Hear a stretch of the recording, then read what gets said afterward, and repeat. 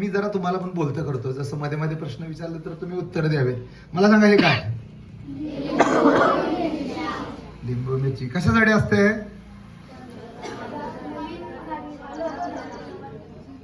बुरी नजर वाले तेरा, असं म्हणून शनिवारच्या दिवशी आपण कुठं कुठं बांधतो? गाडीला, मोटरसायकलला, घराच्या चौकटीला, पानाच्या टपरीला, ट्रॅक्टरला, ट्रकला. आणि सगळ्यांना असं वाटतं हे 4-5 मिरच्या खाली कोळसा वर बिब्बा आणि लिंबू बांधलं की नाही आमच्या गाडीचा ऍक्सिडेंट होणार नाही, गाडीला काही नुकसान होणार नाही, कुणाची नजर लागणार नाही. आणि मग हे खरं असणार म्हणूनच लोक बांधत असतील का नाही? बरोबर की नाही? मग तुम्ही का नाही बांधत येताना? खरं तर गाडीपेक्षा तुम्हाला जास्त नजर लागली पाहिजे का नाही? मग येतं का कोण कोण बांधून सांगा गळ्यात? नाही येत.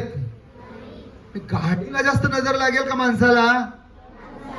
विचार करायचा का नाही? हा पहिला प्रश्न आहे की माणसाला लागू शकते, मग तुम्ही बांधून यायला पाहिजे की नाही? पण येत नाही. तुम्हाला मजा सांगतो की मी पालघर जिल्ह्यातून आलोय. आम्ही 5 फेब्रुवारी आजच्याच दिवशी 2013ला म्हणजे आजपासून जवळजवळ 12 वर्षापूर्वी आम्ही एक सर्वे केला होता की आमच्या छोट्याशा टाउन मध्ये, तुमच्या बेळगावपेक्षा छोटंच आहे, की किती लोक लिंबू मिरची बांधत असतील आठवड्याला, ज्याची 5 रुपये या तोरणाची किंमत आहे. तर आम्हाला लक्षात आलं 2000 लोक. 2000 गुणिले 5 किती हजार झाले? 10,000 एका आठवड्याला. तुम्ही 54 आठवडे वर्षाचे केले तर 5,40,000 रुपये एकट्या आमच्या छोट्या टाउन मध्ये लोक लिंबू मिरची बांधतात. आता 5,40,000 रुपये मोठी रक्कम आहे का नाही सांगा? मला सांगा, जर आम्ही आपल्या महाराष्ट्राचा विचार केला 12 कोटी लोक आहे, तर आम्ही सिटीचा सर्वे केला होता सर. आपण पुण्यात एक सर्वे केला होता, बाबा आडावजे रिक्षा हमाल पंचायतीचे अध्यक्ष आहेत. आम्हाला असं आढळलं की एकट्या पुण्यात जवळजवळ 20,000 लोक हे बांधतात. आणि महाराष्ट्रामध्ये मिळून जवळजवळ 1.5 ते 2 कोटी लोक असे बांधतात. 2 कोटी गुणिले 5 केलं तर 10 कोटी रुपये होतात. त्या 10 कोटी रुपयापैकी 1 कोटी जर रुपये आपल्या शाळेला मिळाल तर किती भारी होईल सांगा बरं. आपण असं करत नाही, पण आपण 5-5 रुपये म्हणजे आपल्या खिशात 5 रुपये आठवड्याला पडले नुकसान होईल का नाही? बरं तुम्ही म्हणाल सर तुम्हाला काय कळतंय, हे खरंच बांधलं तर नसेल व प्रोटेक्शन होत असेल, काय ते नजर लागायची थांबत असेल, मग आपण प्रयोग करूया की. कसा प्रयोग करायचा? जो कोणी म्हणतो का नाही हे बांधल्यानं लिंबू मिरची बांधल्यानं नजर लागत नाही, त्याच्याकडे 1 नाही 2 नाही 100 लिंबू मिरचीची माळा बांधायची आणि त्याला आपल्या बेळगावच्या तिकडे हायवे आहे का नाही बाजूला, तिकडे घेऊन जायचा. माहिती ना, पुण्यावर येणारा डोळे बांधायचे, डोंट वरी टेन्शन नाही लेणे का म्हणायचा. आणि 1 तासभर तू इकडून तिकडून आरामात फिरत जाऊन गाडी किती जोरात वेगाने आली टोन उड्या मारत आहे. वाचेल का मुलांनो? नजर लागायचा आणि याचा काय संबंध आहे का? उलट तुम्ही तुमच्या विज्ञानाच्या शिक्षकांना विचारा, या लिंबू आणि मिरचीमध्ये आपल्या शरीराला अतिशय उपयुक्त असं क जीवनसत्व म्हणजे व्हिटॅमिन सी असतं. मिरचीमध्ये केमिकल असतात अल्काइड्स, जे आपल्याला कॅन्सर पासून संरक्षण देतात. आमच्या शेतकरी बांधवांनी घाम गाळून हे खाण्यासाठी बनवलंय, ते टांगून ठेवण्यासाठी बनवलंय का? प्रत्येक आठवड्याला आपण 10-10 कोटी रुपये वाया घालवतो टांगून. चांगली गोष्ट आहे का? असं अजून कितीतरी गोष्टी आहेत मुलांनो, घरी गेल्यावर सर्वे करा, मी सांगणार नाही. तर आज पासून मी तुम्हाला सांगतो, तुमच्या कोणाच्या घराजवळ असं बांधत असेल तर ते काढून घ्या आणि ह्या दोरा सोडून बाकीचं कापून त्याचा सरबत बनवा.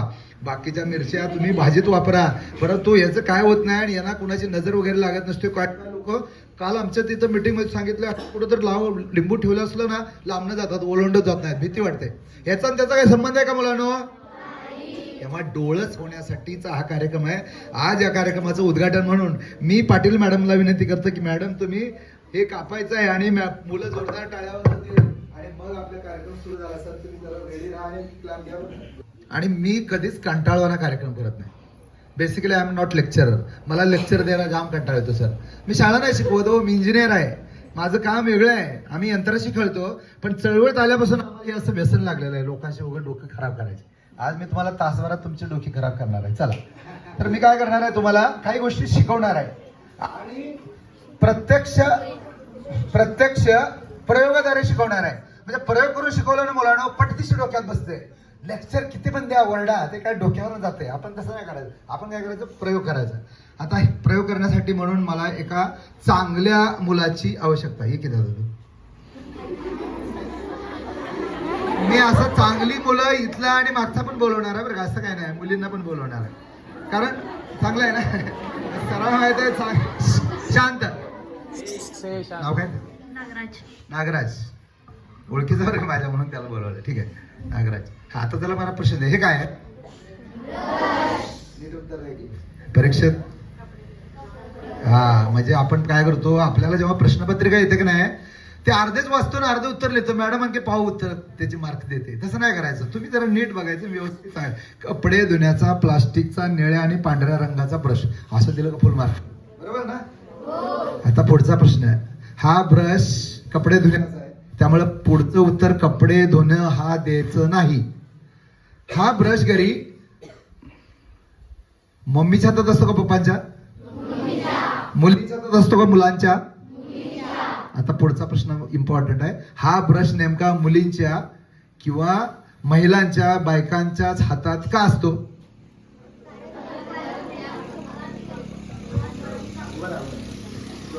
घरातली कामं करतात. आणखी कोणाला काय वाटतं, उत्तर द्या. बोला की, का असतं?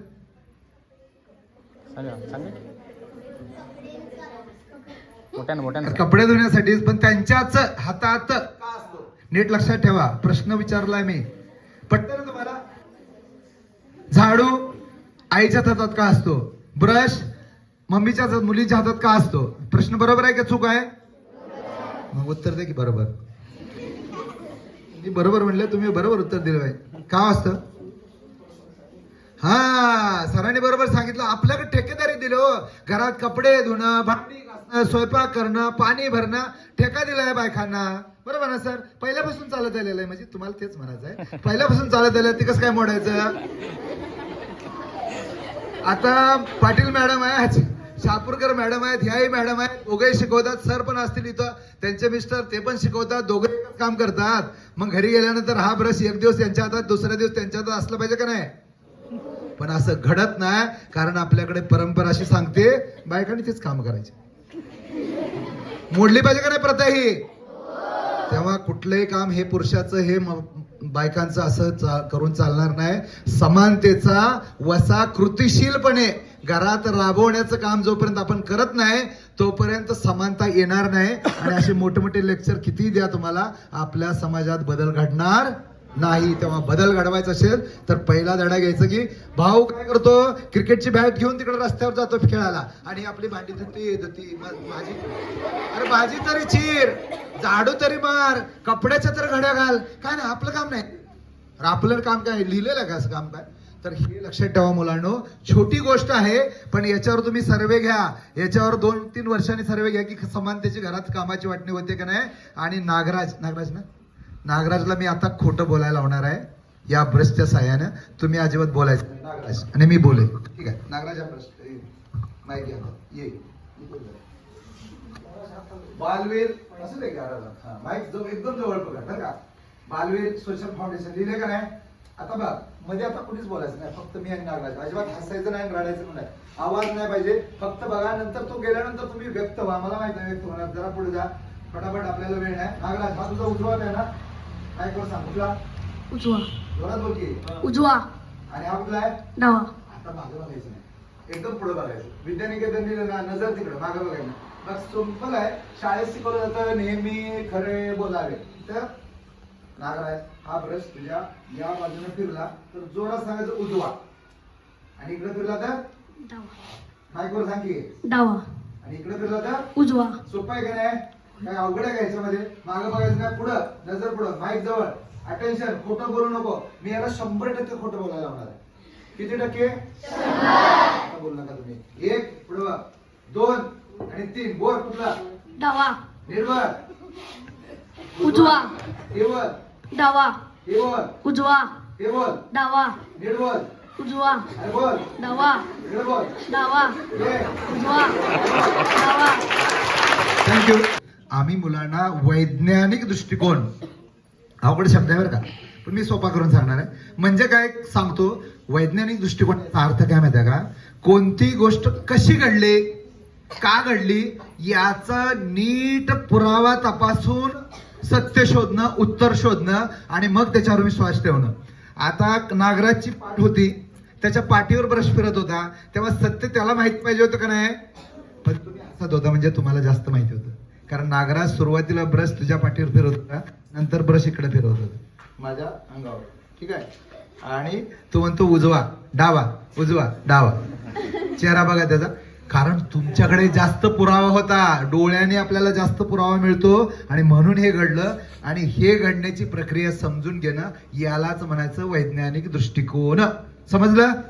आता आणखी मी थोडं डीप मध्ये शिकवणार, पण सोप्या भाषेत शिकवणार आहे. मी तुम्हाला एक मजा सांगतो. त्याच्या अगोदर तुम्हाला एक गोष्ट सांगणार आहे. ती गोष्ट आहे, आपल्या देशामध्ये एक मोठे ऋषीमुनी होऊन गेले. त्यांचं नाव होतं चारवाक. काय नाव होतं? आणि चारवाक लोकांना सांगायचे, गावातली लोक म्हणतात आपल्या गावातली रूढी परंपरा आहे, मोठ्याने सांगितलं म्हणून विश्वास ठेवायचा नाही, तुम्ही जरा तपासावं आणि तपासून जरा विचार करून त्याच्यावर उत्तर द्या किंवा विश्वास ठेवा.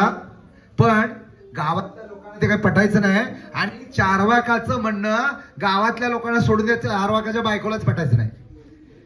चारवाकाची बायको म्हणायची सगळे गावातली लोक एवढं जग म्हणतायत ते येडं आणि तुम्हीच एकटे शहाणे काय तेव्हा असं कसं काय होईल?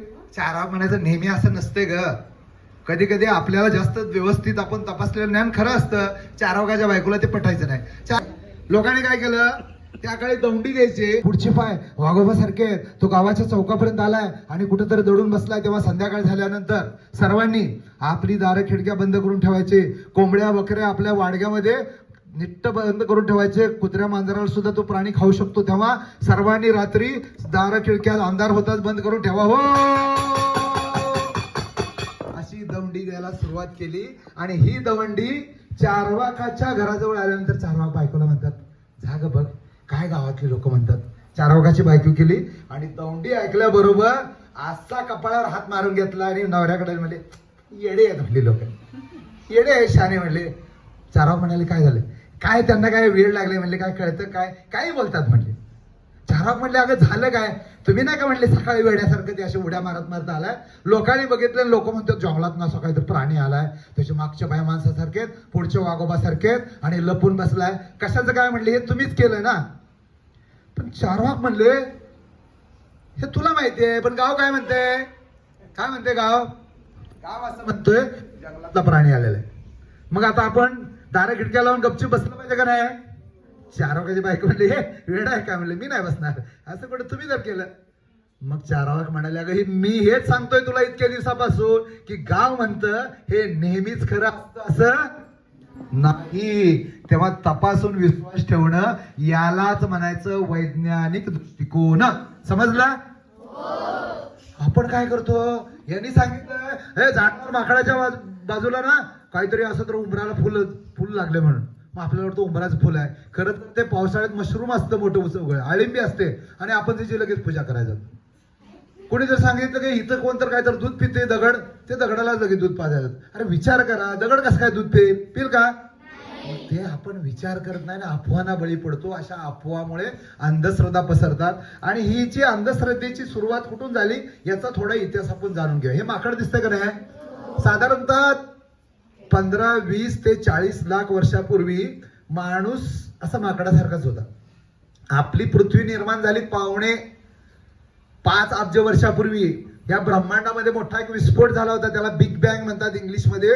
तो झाला होता 14.5 ते 15 अरब वर्षापूर्वी. आणि त्यानंतर छोटे पहिले जीवजंतू झाले अमेबा सारखे, मग जास्त बहुपेशी जीव पाण्यामध्ये तयार झालं. मग त्याच्या अगोदर सूर्याच्या किरणामध्ये मुळे आणि वायू एकत्र आल्यामुळे पाणी तयार झालं. हे तुम्हाला इतिहासात शिकवलं, विज्ञानात शिकवलं असेल, पण मी तुम्हाला त्याची एवढी डिटेलमध्ये सांगणार नाही. पण ते जे वेगवेगळे प्राणी तयार झाले होते, हत्ती, घोडे, वाघ, सिंह, कुत्रा, कोल्हा किंवा पक्षी, त्यापैकीच एक माकड हा प्राणी होता. पण ह्या माकडाच्या काही जातींनी 4 पायावर चालता चालता 2 पायावर सुरुवात केली, साधारणतः 40 ते 20 लाख वर्षापूर्वी. आणि बघता बघता माकडाचा हळूहळू काही लाखो वर्षामध्ये पाठीचा कणा ताट झाला आणि मग तो माणूस झाला. माहिती आहे ना तुम्हाला, हा आपला पूर्वज आहे. आणि बाकीच्या प्राण्यापेक्षा माणूस हा दुबळा प्राणी आहे, माहिती आहे का तुम्हाला? म्हणजे बघा आपल्याकडे शेळीचं कोकरू, शेळी व्याल्यानंतर कोकरू होतं की नाही, ते साधारण तासभरात टुन टुन टुन उड्या मारत चालतं, माहिती आहे ना तुम्ही? कोंबडीचं पिल्लू अंड्यातून बाहेर पडलं का लगेच तासाभरात चिव चिव चिव करत खायला पण लागतं माहित आहे. माणसाचं पिल्लू पायावर उभा राहून चिव चिव करायला किती वेळ लागतो बोलायला? किती वेळ? 1 वर्ष जवळजवळ. 1 वर्षाने बाबू जर असा चालायला पाय टाकलं का आपण टाळ्या वाजतो, अरे वा वा वा वा काय भारी आहे. वर्षभर लय दुबळा प्राणी आहे बरं का. माणूस हा अतिशय दुबळा प्राणी. मग दुबळा असलेला प्राणी इतका बुद्धिमान कसा झाला की त्याने स्वतःसाठी घर बनवली, मोटरसायकल बनवल्या. तुम्ही बघितलं आपल्याकडची गाय वगैरे मोटरसायकल घेऊन जाते. कुत्र्याची वगैरे स्कूटी आहे का अशी? नाही ना, नाही कुठल्याच प्राण्याकडे नाही. आपण जशी घरं बनवली ना, खाण्याचे पदार्थ वेगवेगळे बनवतो ना, उत्तप्पा, डोसा, इडली, सांबार, भाकरी, चटणी, पिठलं, भाकरी, असं प्राण्यांचं काय वेगळं आहे का? लाखो वर्षापासून तेच खातात, तसंच घरटाय, तसंच चिवचिव करतात. काही बदल आहे का? कपडे वर घातलेत का? सर्कस मध्ये घालतात राव, सोडून द्या. आहे बाकी ठिकाणी. म्हणजे प्राण्यांमध्ये बदल झाला नाही, माणसामध्ये बदल का झाला? त्याचं काय कारण असेल सांगा मला. माणसाने कशी काय प्रगती केली ते मी विचारतोय, सांगा. कशामुळं? खोदायला, तोडायला, कापायला, प्रक्रिया करायला सुरुवात केली. आणि माणसाची व्याख्या आहे human being is a tool making animal. म्हणजे तो हत्यार बनवतो. तुम्ही कधी पाहिले का आपल्याकडचं मांजर पळत पळत पळत उंदराला पकडण्याचा कंटाळा आला म्हणून गलोल वगैरे बनवले नाही असं पाहिलंय का? गायी रोज चरायला जातात, अशा दात कंटाळा आला हो किती गवत कापायचं म्हणून विळा कोयता खांद्यावर घेऊन जातात. पाहिले असा वाघोबा हरणाच्या मागं पळतो, आता तो खूपच एवढ्या लांब कुठं पळायचं म्हणून बंदूक वगैरे घेऊन पाहिले का? नाही, कुठल्याच प्राण्याकडे हत्यार नाहीत. असं आहे का घार म्हणते वरून झपाटा मारून कुठंच कोंबडी पकडायची, आता वरूनच दगड मारते, चोचीत घेऊन जाते. पाहिले? म्हणजे कुठल्याच प्राण्याकडे, पक्षाकडे हत्यार नाहीत. हे दुसरी कला, विचार करणारा मेंदू, दुसरा हाताचा अंगठा ह्याने प्रक्रिया करायला सुरुवात केली, हत्यार बनवली, पकडणं, धरणं, उड्या मारणं ह्याचा वापर केला. आणि तिसरी म्हणजे भाषा. माणसाची भाषा वेगवेगळ्या प्रांतात वेगवेगळी झालेली आहे. तुम्ही असं बघितलं का कधी की गुजरात मधले हत्ती घोडे गुजरातीमध्ये बोलतात केम छो, मजा माछे वगैरे, आणि मराठी हत्ती घोडे एकमेकाला भेटले का कसं काय, बरं आहे का, नमस्कार. आणि मग कन्नड मधले वगैरे वेगळे कन्नड मध्ये बोलतात. पक्षी प्राणी पाहिले का तुम्ही? त्यांची कुठं आफ्रिकेत जा, इंग्लंड मध्ये जा, जपान मध्ये एकच भाषा आहे की नाही? माणसाची मात्र भाषा वेगळी आहे. कारण माणसाने इकडे तिकडे बघत शब्द दिले हो. झाड याला म्हणायचं, पाणी म्हणायचं, नीर म्हणायचं, वॉटर म्हणायचं, बरोबर ना? एकाच गोष्टीला वेगवेगळी नावं. त्यामुळं एकमेकाला ज्ञान देणं सोपं झालं. त्यामुळं माणूस प्रगत होत गेला, त्यांनी प्रगती केली. मला जे मिळालं ते दुसऱ्याला सांगितलं. आणि तिकडे जाऊ नको बरं का, तिकडे खड्डा आहे, तिकडे जाऊ बरं का, खूप लाल लाल बोरे खायला मजा वाटते, तिकडे गेलं ना काजूचे गर मिळतात, म्हणजे त्याने माहिती दिली. माणसाला फायदा झाला. फायदा झाला भाषेमुळं, फायदा झाला हातामुळं, फायदा झाला विचार करणाऱ्या मेंदूमुळं. त्यामुळे त्याची प्रगती केली. त्याने मग स्वतःसाठी घरं बनवली, झाडं, मोटरसायकल बनवल्या, टिन टिन टिन टेलिफोन बनवला.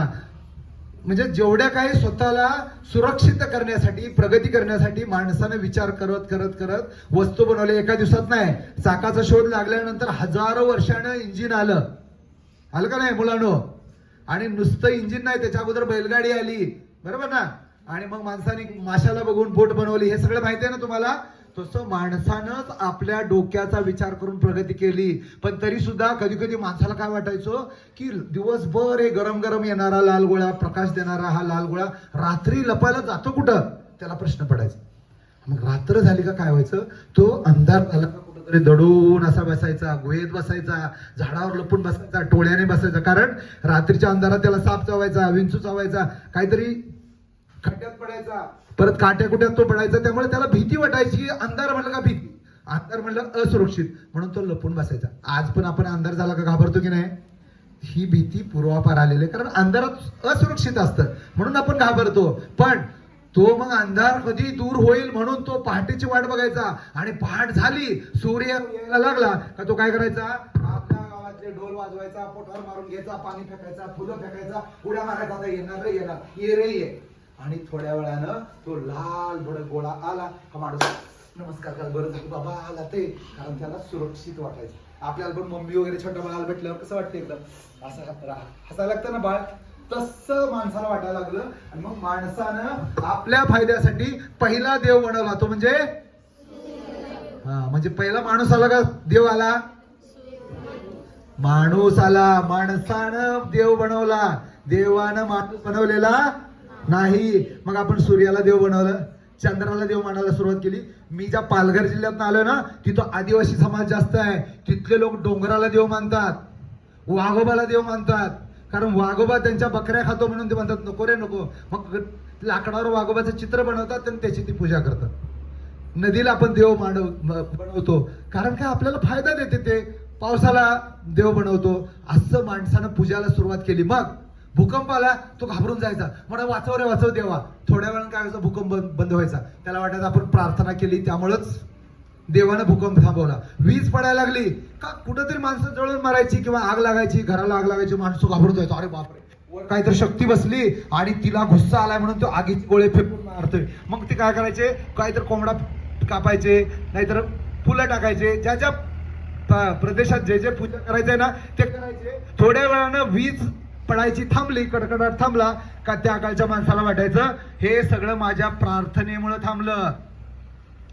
पूर्वीच्या काळी जरा मोठ्या माणसांना विचार, आपल्याकडे देवीचा रोग यायचा माहिती ना सर.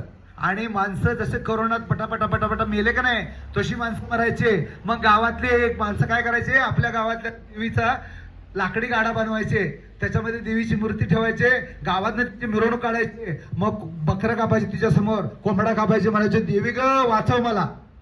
कारण लोकांना त्याचा उपाय माहित नव्हता. काय माहित नव्हता मुलांनो? हा उपाय माहित नव्हता. तर लोकांना वाटायचं आमच्या मागच्या नशिबाच्या कोपामुळं किंवा कुठल्या तर देवाच्या किंवा देवीच्या शापामुळे रोग येतात. पण आज देवीचा जो रोग आहे का नाही मुलांनो, या जगामध्ये नाही. आणि तो कसा गायब झाला माहिती आहे का? कुठल्याही तंत्रानं मंत्रानं शापानं नाही झाला. इंग्लंडमध्ये एक शास्त्रज्ञ होता, त्याचं नाव होतं एडवर्ड जेन्नर. काय नाव होतं? त्यानं ह्या देवीच्या रोगावरची लस शोधून काढली आणि लोकांना सांगितलं हा रोग कुणाच्या कोपाने येत नाही, हा व्हायरसमुळे जंतूमुळे येतो, ह्याच्यावर औषध आहे, लस टोचा बरा होईल. आज आपल्याला सांगतो की हजारो कोटीचं बक्षीस आहे वर्ल्ड हेल्थ ऑर्गनायझेशनचं म्हणजे WHO की देवीचा रोगी एकतरी कळवा. आणि आम्ही तुम्हाला बक्षीस देतो कारण हा रोगच आपण जगातून नष्ट केला. पोलिओ नष्ट केलाय 2013 साली. आपल्याकडे वाकडी तिकडे पोरं अशी जायची माहिती आहे का, अशी पोलिओवाली, कारण तो रोगाचं लस नव्हती. मग 2 बूंद पोलिओ की आपल्याकडे आहे ना, अंगणवाडी ताई यायच्या ना असं करत. तुम्ही पण पिला असेल ना, तर ते पोलिओच्या लसीमुळेच तो गेला. मंत्राने गेला का? कुठल्या वरच्या शक्तीने घालवला का? मी तुम्हाला हे लांब लचक का सांगतो माहिती का? माणसाला त्रास देणाऱ्या गोष्टीवर माणसानंच विचार केला आणि प्रयत्न करून त्या कमी किंवा दूर केल्या. म्हणजे प्रयत्न केल्यामुळेच माणसाची प्रगती होती हे माणसाला पटलं. आणि मग त्याला असं कळालं जगात जे जे काय घडतं ते मागच्या जन्मीच्या पापामुळे होत नाही, नशीब